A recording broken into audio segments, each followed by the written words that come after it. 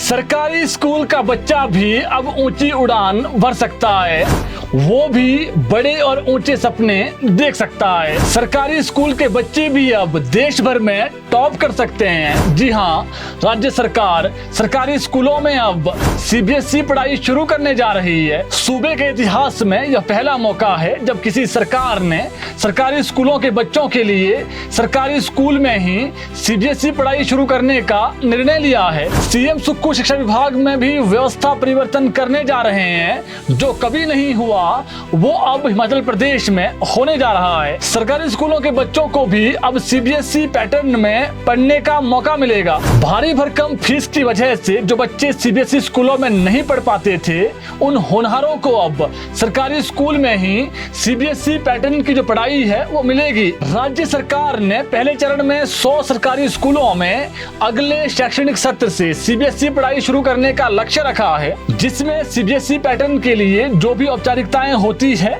आजकल उस पर शिक्षा विभाग कसरत कर रहा है। आपको बता दें, सरकारी स्कूलों में 2026 से सेम सीबीएसई वाली पढ़ाई शुरू होने वाली है। सबसे बड़ी राहत वाली बात यह है कि बच्चों को कोई भी अतिरिक्त फीस नहीं देनी होगी। सरकार का ये सीबीएसई वाला फैसला उन होनहारों के पंखों को उड़ान देने वाला है जो महंगे सीबीएसई स्कूलों में पढ़ाई नहीं कर पाते हैं, लेकिन उनमें हुनर बहुत होता है। अब सवाल ये उठता है कि इन सीबीएसई स्कूलों में बच्चों को पढ़ाएगा कौन? तो आपको बता दें, सीबीएसई स्कूलों में शिक्षकों के लिए अलग सब कैडर बनाया जा रहा है। स्कूल शिक्षा निदेशालय आजकल इसके नियम तैयार करने में जुटा हुआ है। सूचना है कि जो प्रस्ताव तैयार किया जा रहा है उसको अगली कैबिनेट में ले जाकर राज्य सरकार हरी झंडी देगी। जानकारी के अनुसार जो 2-3 प्रस्ताव अभी तक तैयार किए गए हैं, उनमें सबसे महत्वपूर्ण बात यह है कि एक बार सीबीएसई स्कूल में जिस शिक्षक की नियुक्ति हो जाएगी उसकी सेवानिवृत्ति उसी स्कूल से होगी, यानी सेवा काल के दौरान वह उसी स्कूल में पढ़ा सकेगा। इसके पीछे यह तर्क दिया जा रहा है कि शिक्षक को तबादले का डर नहीं रहेगा। दूसरा, उसे अपने बच्चों की कमजोरी का जो पता है वो अच्छे से रहेगा। तीसरा, सरकारी स्कूलों के शिक्षक अपने बच्चों को निजी स्कूलों में पढ़ाते हैं, ये बात किसी से छुपी नहीं है। सीबीएसई संबंधित स्कूलों में पढ़ाएंगे तो बच्चों को भी उसी स्कूल में पढ़ाएंगे, जिससे दाखिले और अधिक बढ़ेंगे। शिक्षा विभाग इस पूरे मामले में कानूनी राय भी ले रहा है। वही पदोन्नति होने पर जैसे टीजीटी से प्रवक्ता और प्रवक्ता से प्रधानाचार्य बनने की जो स्थिति है, उसमें शिक्षक का तबादला किया जा सकेगा, लेकिन यह तभी होगा जब उस स्कूल में कोई पद रिक्त ना हो। बाकी अगर तबादला होता भी है तो वो भी किसी दूसरे सीबीएसई स्कूल में ही होगा। स्कूल शिक्षा निदेशालय ने यह सारे प्रस्ताव तैयार कर लिए हैं जो अब मंजूरी के लिए कैबिनेट की बैठक में जाएंगे।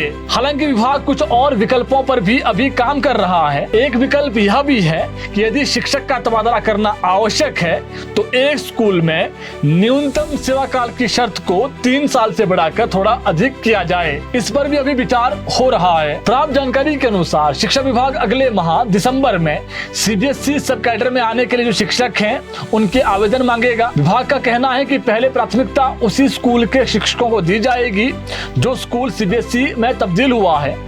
यदि आवेदन अधिक आते हैं तो फिर उसके बाद शिक्षकों के साक्षात्कार या फिर जो लिखित परीक्षा है उसका आयोजन किया जाएगा। विभाग का दावा है कि जनवरी में सारी प्रक्रिया पूरी कर दी जाएगी ताकि 15 फरवरी से जब नया सत्र बैठेगा तो तब कोई भी जो प्रक्रिया है वो बाकी नहीं रहनी चाहिए। एक महत्वपूर्ण बात यह भी है कि जिन शिक्षकों की सेवानिवृत्ति का समय 5 साल से कम है उन्हें सीबीएसई स्कूलों में तैनात नहीं किया जाएगा। बाकी सबसे महत्वपूर्ण बात, सीबीएसई स्कूलों में शिक्षकों के वेतन और जो अन्य वित्तीय लाभ हैं उनमें कोई अंतर नहीं होगा। यह सभी जो अन्य स्कूल है, सरकारी स्कूल, उन्हीं के तर्ज पर दिए जाएंगे। राज्य सरकार की इस पहल की अब जनता तारीफ कर रही है। लोग कह रहे हैं कि अब सरकारी स्कूल के बच्चे भी अच्छी जो सीबीएसई वाली पढ़ाई है वो ग्रहण कर पाएंगे। आपको सीबीएसई वाला ये फैसला सरकार का कैसा लगा, कमेंट बॉक्स में जरूर बताएं।